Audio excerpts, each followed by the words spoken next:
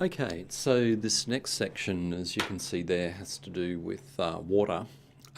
So let's just get started. So I just want to point out to you, if I just get my pen here again, and if we look at this equation here, okay, we've got two water molecules. Now, these two water molecules are written in red and blue because we want to actually distinguish them in this case, just to conceptualize what's happening here. Of course, in reality, they're all just water molecules, but it's important that we do that, do this for this particular explanation.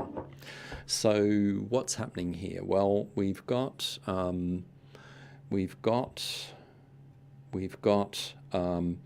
wow, what is happening here? Let's have a look. On the left-hand side, we've got two water molecules, and then on the right-hand side, oh my goodness, this one here, this blue water molecule has picked up a H+.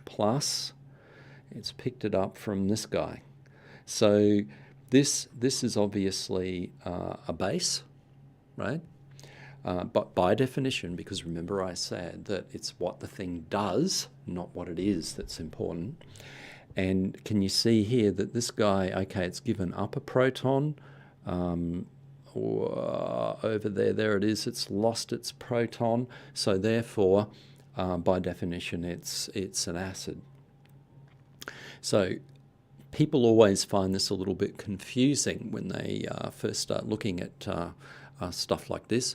I think the main reason is they think an acid is an acid and a base is a base, and that's not true. As I said, it's what it does in a particular context. So in this context here, this is the acid, this is the base. Now, as you know from the previous little bit that we did, that if this thing is the acid, right, then this thing here must be its conjugate base, and if this thing is the base, this thing here is obviously its conjugate acid. And if you look back in reading from right to left, you'll see that's the case. I mean, you would end up with this H+ going back here to this OH-, and then of course you would end up with two water molecules again.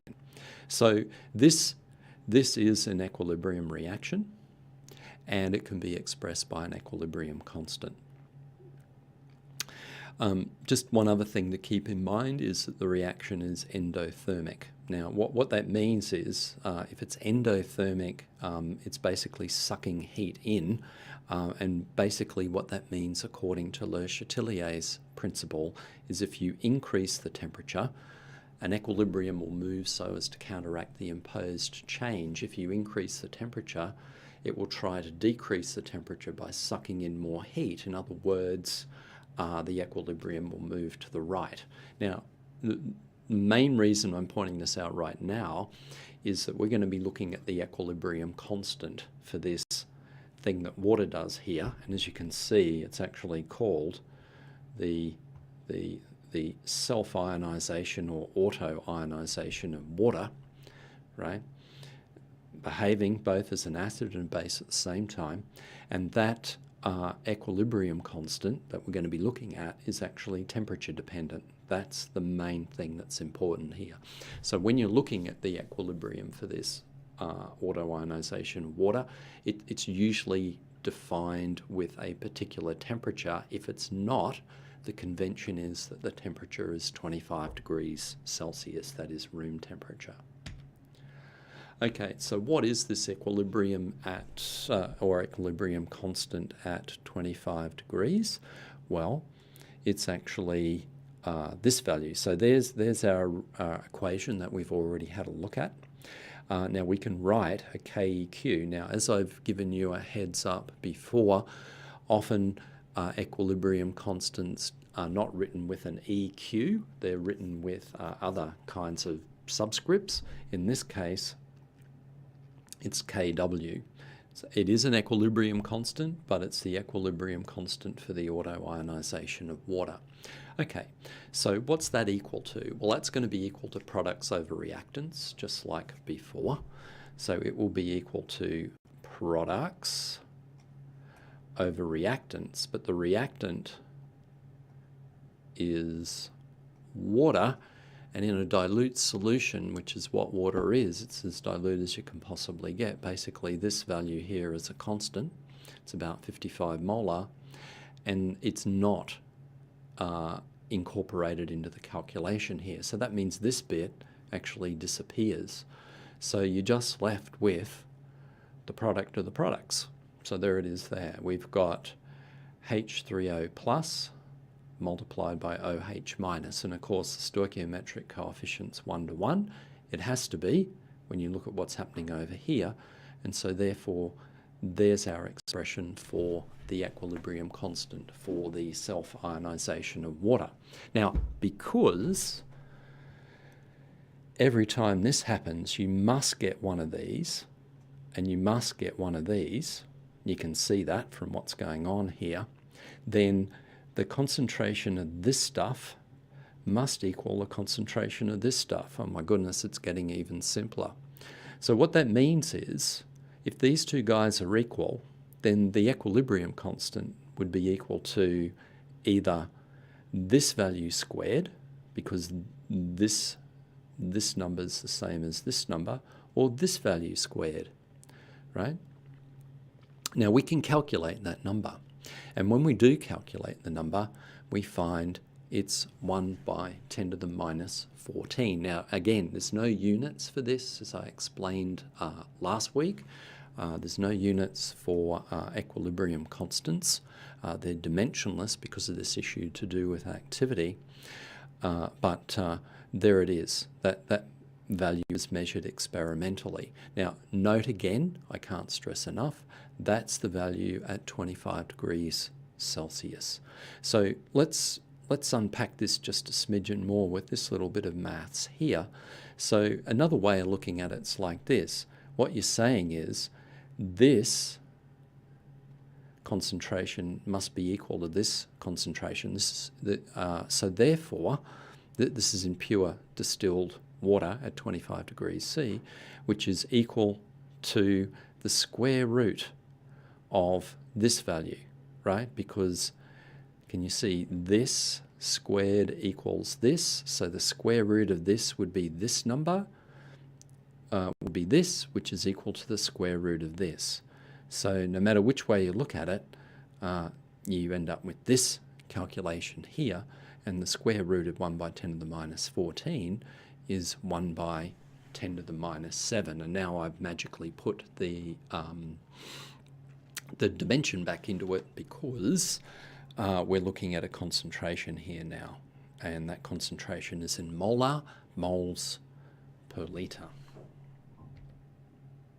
So just to push this just a smidgen more, if I look at a table like this, for example, where we're looking at the temperature in degrees C in this case, and what I want you to do is sort of run your eye down in this direction here, and can you see here that the temperature's going up? Now, if you have taken on board what I've said, then you would expect that the equilibrium constant would change as the temperature changes, because it's temperature dependent. It's an endothermic reaction. So as the temperature goes up, which is what's happening as you're reading down this table here,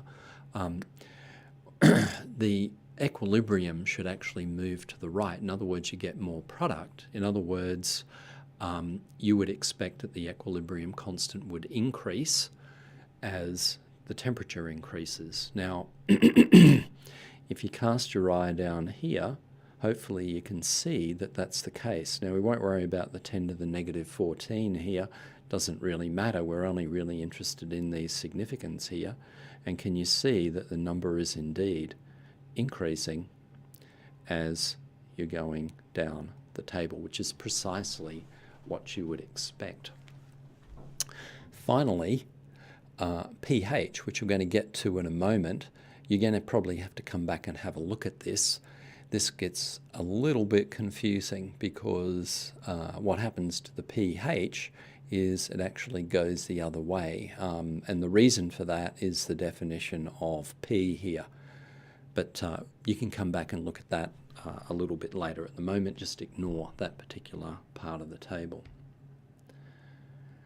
Okay, the last thing I just want to do here for this particular section is just to point out to you a few calculations. So now I've got my red line back here, I can put my glasses on. All right, so just want to point out to you that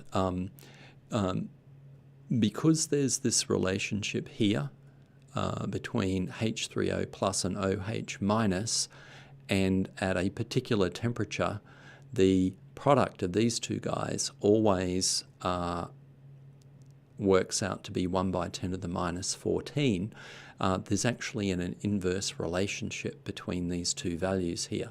So in other words, if hydroxide ion concentration goes up, then this must go down, so that overall this ends up being 1 by 10 to the minus 14.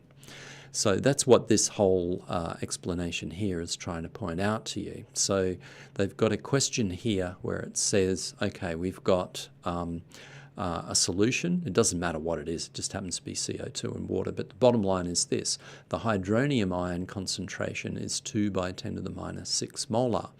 Well, if you know that, at 25 degrees you can actually then figure out what the concentration of hydroxide ion is. Well, how do you do that? Well, that times that equals that value. You know what the hydronium ion concentration is. It's that value there. So therefore, the OH minus concentration will equal Kw divided by H3O plus, which is what they've got there. Okay, so the Kw is 1 by 10 to the minus 14. The H plus concentration is there as given in the problem, and so therefore the concentration of OH minus is that one there, right? So I hope you can actually, and this is where it gets a bit confusing sometimes, in normal pure distilled water the concentration of H plus is 1 by 10 to the minus 7. Right, in this case it's 1 by 10 to the minus 6. It's actually about 10 times more, right? So you would expect the OH minus concentration to be less, and there it is there, okay? So all they've done here, by the way, in this bit, is they've just simply double checked to make sure that the calculation is correct. In other words, if you multiply this one together by this one, it ends up being, again, 1 by 10 to the minus 14. All right, I'm going to leave it there for that particular section.